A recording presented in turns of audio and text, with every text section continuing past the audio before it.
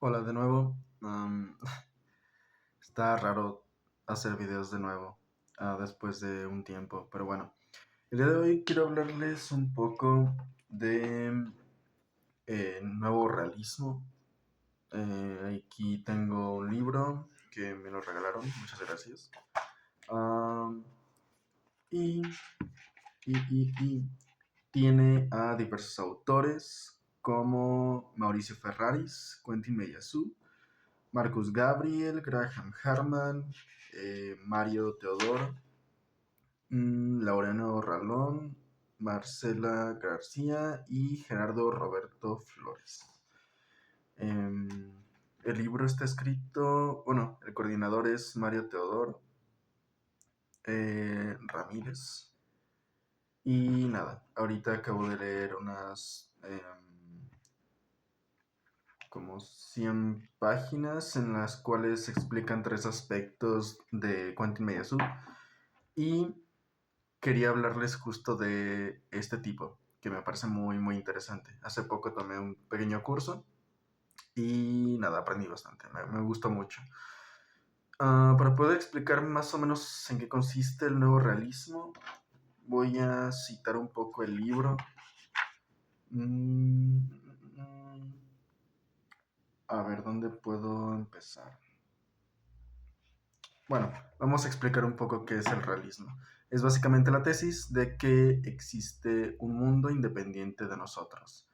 Ahora, el hecho de que podamos conocer ese mundo o no, pues ya depende de otros tipos de realismo. Un ejemplo de realismo puede ser el de Platón, que postula justamente un mundo ideal, es decir, un mundo de las ideas. Ya todos creo que saben un poco al respecto, si no, también después voy a intentar explicar un poco a profundidad a Platón. Y lo interesante es que es realista, es decir, propone la existencia de un mundo independiente de nosotros, independiente del sujeto. Y ahora que acabo de introducir al sujeto, es decir, un término que aplica a la conciencia humana o al yo, si quieren llamarlo de esa forma, um, aquí algo interesante que sucede es que hay una diferencia entre el mundo y lo que es el sujeto. Es decir, se hace una distinción entre objeto y sujeto. Normalmente esta distinción pues se ha hecho a lo largo de toda la historia de la filosofía. Hubo un punto en el que, en cuanto a realismo, eh, la mayoría de los autores pensaron que nosotros sí podíamos acceder directamente a las cosas, es decir, al en sí de la realidad, al mundo, si queremos llamarlo de esa forma. Entonces se creó esta cuestión de que podíamos tener conocimiento objetivo de la realidad.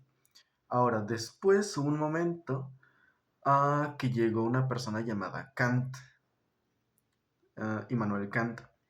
Este propuso que, bueno, realmente hay muchas cosas a las cuales no podemos acceder y postuló el noúmeno y el fenómeno.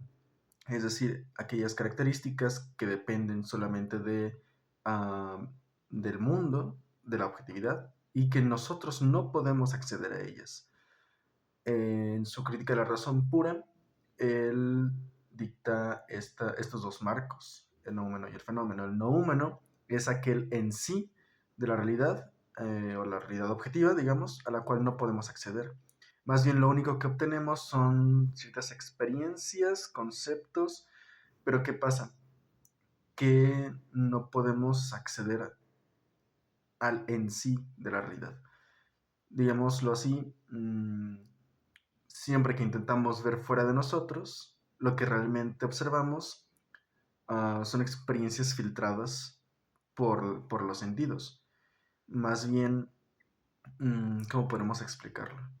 Justo. Es como si tuviésemos gafas siempre para ver la realidad.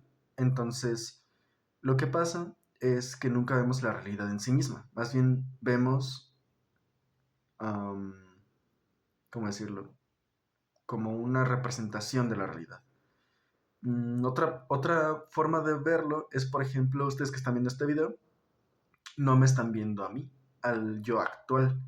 Lo que están viendo es una representación gráfica de fotones que después llegan a la pantalla, la cámara las observa y después se hacen un montón de configuraciones, se transmite a través de internet y ustedes pueden verme a través de la pantalla. Pero no me están viendo a mí, están viendo imágenes. Entonces esto es lo que postula Kant.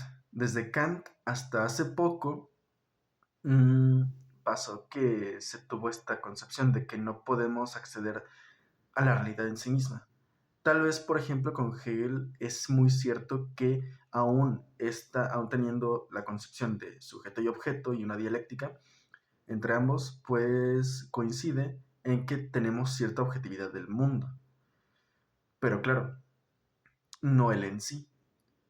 Entonces, y es justo por esto mismo de que incluso se llega a fundir como esta concepción de sujeto y objeto, en la cual más bien el sujeto también es parte objeto y se funde, digamos, en un absoluto racional, en el sentido de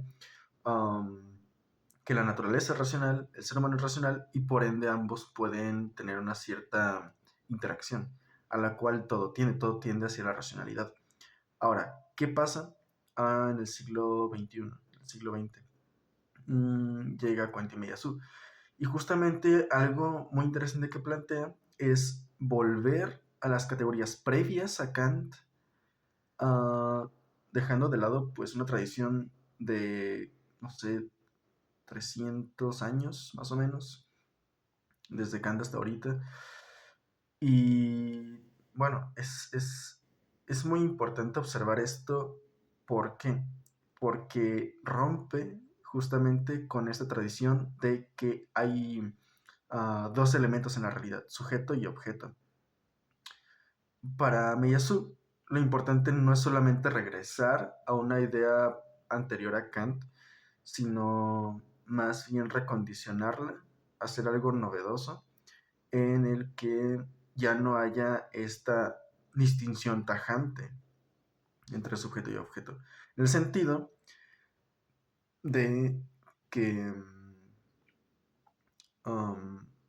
bueno, más bien a esta relación entre sujeto y objeto, tener una teoría que concierna a estos dos conceptos, él le llama correlacionismo. Entonces, cualquier teoría que incluya en su fundamentación estos dos aspectos, él lo va a llamar correlacionismo.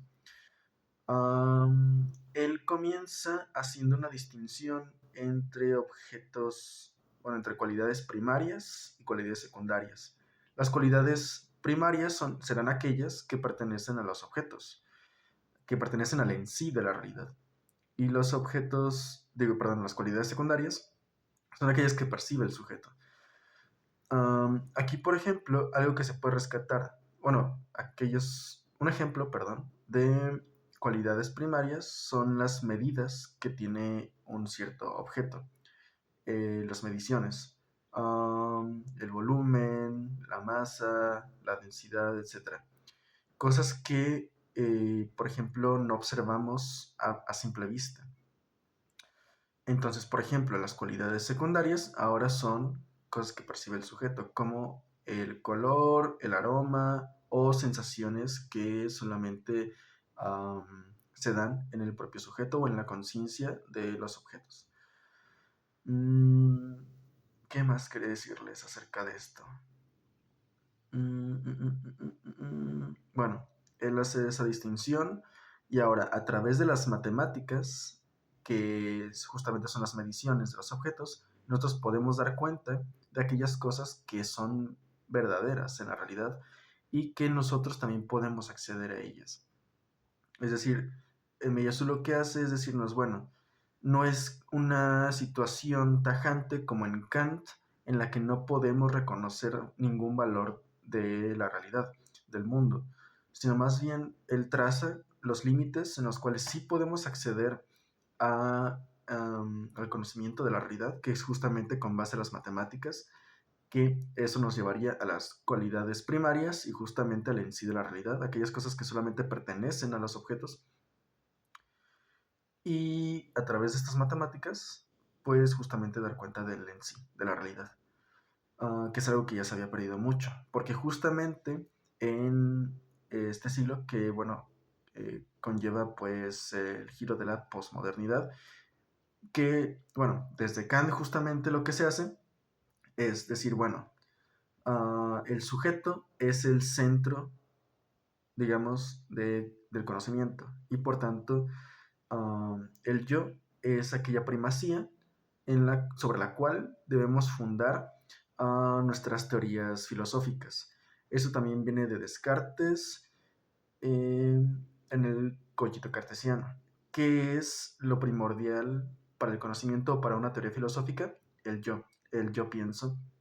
En otras palabras, la apercepción kantiana. La percepción significa pues la conciencia o el yo, que es como una cierta base fundamental a partir de la cual pues lo único de lo cual puedo estar seguro es de que yo estoy pensando. Esto en el plano del cartesianismo. Plano cartesiano, bueno. Ah, ok. Y digamos, antes de Kant, lo que había era simplemente que pues, nosotros observamos la naturaleza y más bien la naturaleza, nosotros giramos alrededor de la naturaleza. Pero con Kant viene al revés. El yo más bien es el centro del conocimiento y por tanto el mundo gira alrededor de nosotros. Um,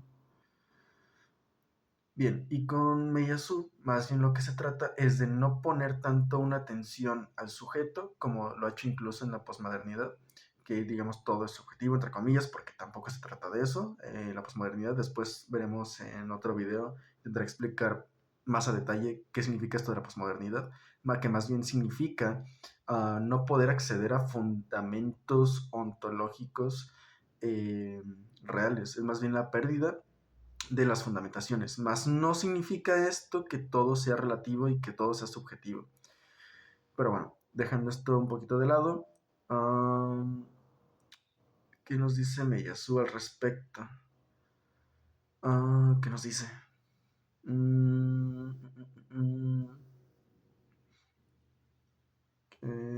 Bueno, que ahora sí podemos, mediante las matemáticas, acceder al en sí, acceder a la realidad.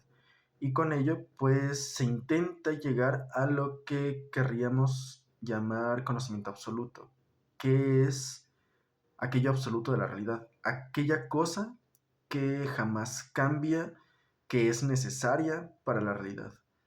Nosotros los filósofos normalmente lo que pasa o lo que ha pasado durante estos 2000 años de filosofía occidental es que tratamos de responder a la pregunta del cambio. Es decir, primero nosotros observamos por medio de la experiencia que las cosas cambian. Después observamos que unas cosas cambian menos que otras. Después nos preguntamos si hay cosas que no cambian, si hay algo que sea necesario en la realidad. Y normalmente en las teorías fundamentistas, justamente lo que se intenta es eh, ver o teorizar algo que sea fundamento de toda la realidad. Un ejemplo sería pues Dios. Otro ejemplo podría ser la sustancia o las ideas en Platón, etcétera. Y bueno, ahora, regresando, ¿no? Que antes teníamos pues esta concepción de que todo gira alrededor del sujeto en Kant. Ahora con Meiyasu será lo contrario, asemejándose justo a la tradición anterior a Kant, que es más bien una tradición en la cual se superpone la realidad al sujeto. Ahora lo importante no es el sujeto, sino la propia realidad, el mundo. ¿Y qué consecuencias trae esto? Que antes, es decir, la posmodernidad, lo que se trató fue de intentar encontrar este fundamento primero, que justo fue con Heidegger, ah, una ontología primera, y después Heidegger nos dijo, no, no es posible una fundamentación de una ontología. Y nos lo mostró en su obra Ser y Tiempo, junto con el resto de otras obras. Ahora bien, una vez pensado esto, Meiyasu lo que trata de hacer es decir, a ver, ¿qué es lo que realmente sabemos? Si sabemos que no sabemos mucho, Eso tal vez sea algo que nos pueda funcionar. Y es aquí que llega la inteligencia de Meyasub, que nos dice, bueno, ok, no lo conocemos todo. Tal vez no podamos conocer todo, porque no conocemos el futuro. No conocemos lo que va a pasar. Eh, Tal vez podemos predecir algunas cosas con las leyes, que ahorita vamos a tomar en cuenta esto de las leyes. Pero ¿qué nos dice? Bueno, hay que convertir este saber negativo, es decir, que desconocemos algo, en un saber positivo. Es decir, sabemos, al menos sabemos, que no podemos conocer todo. Esta es una genialidad. ¿Por qué? Porque a partir de esto, Meyasú va a empezar a deducir no axiomáticamente, va a empezar a deducir o a inferir o a derivar um, planteamientos que después nos van a llevar a la idea de que todo es contingente, de que únicamente la contingencia es necesaria. Y justamente plantea de, bueno, a ver, pensemos en una entidad que sea totalmente necesaria. ¿Qué es lo que estamos buscando? Un fundamento. Ok, vamos a ver qué pasa cuando intentamos encontrar este fundamento. Y resulta que cuando lo intentamos encontrar, observamos que lo único que puede ser necesario es algo que a la vez sea y que no sea a la vez, es decir, un ente contradictorio, que exista y que no exista al mismo tiempo. Eso es algo necesario, que nunca cambie. Es decir, cuando tú estás pensando en que está cambiando, no lo está haciendo. Y cuando tú piensas que lo está haciendo, realmente no está cambiando. Entonces sea ahí la contradicción. Cualquier cosa que sea necesaria tiene que ser contradictoria. Pero ¿qué pasa? Que no observamos en la realidad cosas contradictorias. Entonces, algo también muy importante que va a incluir Meyasu en su propuesta es el principio de no contradicción, que es lo único que sabemos que no se rompe. Entonces, tenemos en cuenta primero esto, una base epistemológica que al principio parecía negativa, pero que ahora es positivo, es decir, que no podemos saberlo todo. Después llegamos a la conclusión de que estas necesidades fundamentales que intentamos encontrar son contradictorias. Entonces, ¿qué pasa? Que hay que aceptar más bien no una necesidad, sino una contingencia, es decir, aceptar que todo es contingente, que todo podría cambiar, que todo podría cambiar. Entonces, ahora que tenemos esto, lo único necesario en ese sentido es que todo puede cambiar. Entonces tenemos dos principios. Un principio que justamente de nuevo no podemos saber todo, que después lo convierte en un valor positivo, un saber positivo. Y ahora que lo único constante en todo el universo, en toda la realidad, es el cambio. Y ahora me van a preguntar ustedes, bueno, ¿qué pasa con las leyes físicas? ¿Qué pasa con las leyes de la ciencia? Y es algo también muy, muy interesante porque después retoma el tema del tiempo y de la causalidad, que hay algo que es muy importante reconocer en la causalidad cuando se intenta teorizar científicamente. Y es que, bueno, a ver, primero lo primero. Tenemos dos cosas. La primera, todo es contingente y eso es lo único necesario. Ahora, ¿qué pasa con las leyes universales? ¿Por qué no está constantemente cambiando las leyes? ¿Por qué la manzana verde de repente no se convierte en roja? ¿Por qué yo no desaparezco y se van mis átomos? ¿Por qué mi mano no simplemente cambia de campo electromagnético? Cosas así. ¿Por qué no cambian estos valores? ¿Por qué no cambia, por ejemplo, la velocidad de la luz? Y bueno, me sube a responder primero, ¿cómo es que dimos cuenta de las leyes? Normalmente, lo que se piensa cuando intentamos proponer cosas que se van a cumplir siempre es a partir de una cierta causalidad. Es decir, primero pasa esto y después esto, entonces correlacionamos esas dos cosas, esos dos sucesos, y decimos, ok, cada vez que se repita este también va a suceder. Es justamente lo que esperamos en el método científico. Cada vez que observamos la velocidad de la luz, decimos, ok, esta es la velocidad. Entonces, hacemos experimentos para ver si la velocidad de la luz se mantiene. Y efectivamente se mantiene. Entonces, ¿cómo es posible esto, que se mantengan cosas, si la propuesta de Meyesu nos dice que todo es contingente? Meyesu, respóndenos, por favor. Entonces, ahora Meyesu nos va justamente volviendo a esto, de la causalidad. Ok, ¿cómo damos cuenta de las leyes? Justamente tenemos estos dos sucesos, decimos cada vez, pues, que se repita esto, se va a repetir esto también. ¿Esto qué significa? Es asumir ya la necesidad de que dado un suceso se va a repetir otro. Pero ahora, ¿qué pasa? Que esto Meyasu se da cuenta de una cosa muy importante, y es que asumimos esta consecuencialidad a través no de una ley o de un argumento racional en el sentido de demostración, sino que lo asumimos con base a la probabilidad. Es decir, no es que sepamos qué es lo que va a pasar, porque eso no lo sabemos, no tenemos conciencia del futuro. Lo que hacemos es decir, bueno, este hecho se repitió tantas veces, esto también, esto las mismas veces. Se ha repetido esto tantas veces que decimos, bueno, damos ese salto lógico al decir, ok, se repitió 1000 veces, por tanto, la vez 1001 va a seguir pasando exactamente lo mismo. Es justamente, por ejemplo, cuando lanzamos un dado, observamos cuántas veces cayó el 1, el 2, el 3, etc. Y decimos, ok, con base a esto, podemos asumir que las probabilidades son de 1 a 6 en cada cara. Y decimos, ok, entonces cada vez que yo haga esto, van a ser estas probabilidades. Y por tanto ya podemos calcular un poco, ya podemos empezar a formular leyes. Entonces, con base en la repetición y con base a esta probabilidad de los casos posibles, pues Meyasu dice, bueno, más bien en vez de estar argumentando a favor, lo que están haciendo es dar un salto lógico. No es un argumento completo, es más bien un argumento probabilístico en ese sentido.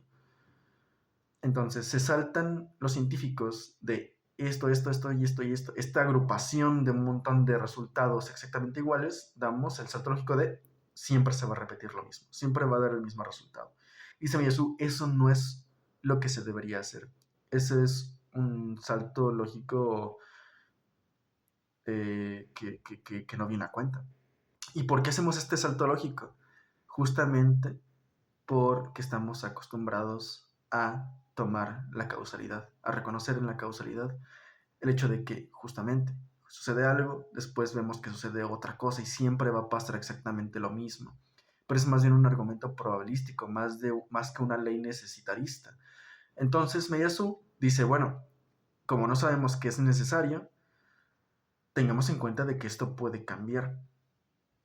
Porque cuando se hacen, cuando en la ciencia ocurren cambios o novedades, más bien, sí, cuando ocurren cambios en estas leyes, por ejemplo, el salto de la física clásica newtoniana a la de Einstein o incluso a la mecánica cuántica, se han observado diferentes fenómenos que no encajan con las leyes físicas. ¿Pero esto significa que se rompió la ley? No, más bien pasó que no teníamos conocimiento de ciertos experimentos o de ciertos resultados. Entonces, ¿qué pasa? Que las leyes en sí, como argumentaciones racionales del ser humano, pueden cambiar. Pero ¿qué pasa? Que Meyasu lo lleva todavía más allá. No solamente son las argumentaciones lógicas, sino también ontológicas. Justamente volviendo al tema de las matemáticas, que es aquella herramienta que puede dar cuenta de el en sí, de la propia realidad, de la objetividad, pues nos dice, bueno, una vez asumiendo esto, observamos que podemos acceder a la realidad y si nuestras argumentaciones lógicas y leyes también cambian, que justamente son matemáticas, ¿qué significa? Que pueden cambiar también las propias leyes naturales. Es decir, no se abstiene a una simple epistemología en la cual, bueno, nuestro pensamiento y nuestra teoría puede cambiar. No, también las propias leyes del universo. Y bueno, básicamente esto es como lo importante en Meiyasu. Y bueno, ¿qué más podemos decir de esto? Bueno, después intentaré dar como algunos otros ejemplos también de... déjame ver si lo tengo aquí. De conceptos que él mismo traza. A ver, es que tengo acá mis apuntes. Porque hay dos. Aquí está. Él diferencia, bueno, tiene como este concepto llamado ancestral. Lo ancestral es la propia realidad independiente anterior a nosotros, pero no anterior en el sentido de que la realidad nos sostiene a nosotros como entes epistémicos, sino más bien qué pasó o, o qué ocurrió antes de que hubiese conciencia en el universo. ¿Cómo podemos nosotros dar cuenta eh, de esos sucesos? ¿Cómo podemos saber que el Big Bang fue hace cierto tiempo? Hace 13.7 mil millones de años. ¿Cómo podemos saber eso? Bueno, a esa información a la cual podemos acceder, aunque nosotros no hayamos estado ahí para presenciarlo, él le llama archifósil. Y es justamente este otro argumento más a favor de que podemos acceder mediante matemáticas. Matemáticas, hijo. Bueno, mediante matemáticas al en sí. Es decir, ahora hay una constatación mucho más rígida de cómo es que nosotros accedemos al en sí. Y es justamente a través de las matemáticas. Nosotros hacemos mediciones acerca de cómo fue, o reconstrucciones, modelos para hacer reconstrucciones del universo como era hace 13.7 mil millones de años.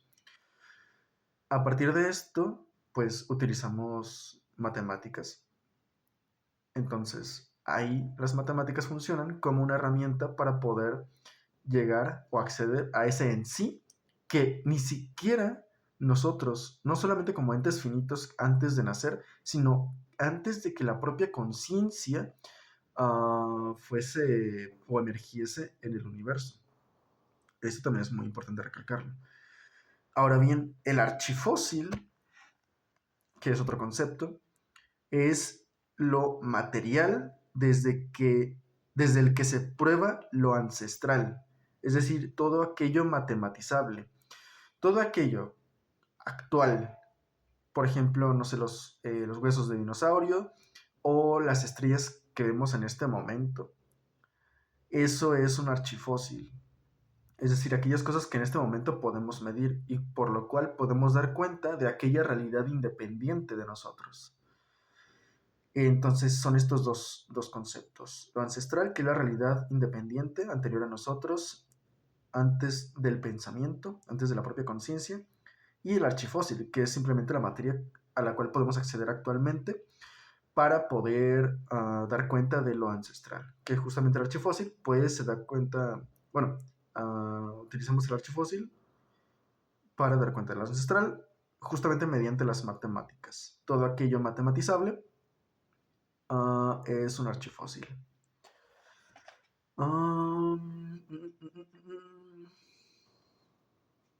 Muy bien. Creo que por el momento es todo lo que querría decir en este momento.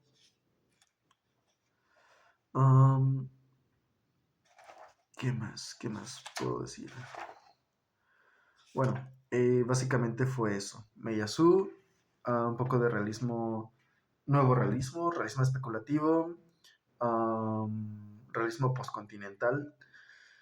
Son los nombres que ha llevado esta pequeña corriente, que justamente pues uno de los expositores fue Quentin Meiyasu, que más bien pues él mismo se percibe, bueno, no se percibe, sino se define como materialista especulativo. ¿Qué quiere decir? Pues justamente como hemos observado esto del archifósil, pues denotamos pues una substancialidad ontológica con base a la materialidad.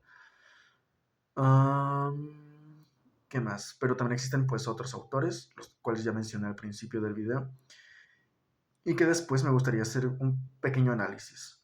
Todo esto que acabo de comentar es solamente cosas que yo quiero expresar. No es una clase, no lo tomen como una clase como tal, sino como un pequeño resumen de aquellas cosas que yo aprendí y que pues aquí están y puedo expresarlas. Y ya, no sé si hay alguna pregunta, pues pueden dejarla en los comentarios. Y nada, todo esto pues me llevó unos 5 meses aprenderlo. Ah, espero que lo valoren. Y nada, si después se necesita o quieren una clase un poco más a profundidad de todo esto, pues pueden comentarlo también. Intentaré ver si puedo hacer clases o puedo grabar clases de otros autores. También una recapitulación, incluso un resumen de filósofos actuales, que ya nombré otra vez al principio del video. Y nada, también me gustaría después comentar un poco de lo que estoy trabajando en mi tesis, porque bueno, a mí me parece muy interesante. Y es más como sobre el estado cuántico y pues perspectivas epistemológicas y ónticas y ontológicas. Justamente también me gustaría pues dar alguna clase de Kant o de Heidegger. Que debería pues estar ya avanzando en ello. Y una disculpa también por no subir tantos videos. Estoy ocupadillo. Y bueno, aquí también una camiseta de un coloquio al que fui, coloquio de pasillo. Fue en Guanajuato y estuvo muy, muy bien. Me gustó mucho. Y nada, muchas gracias por verme y nos vemos en el siguiente video. Chao.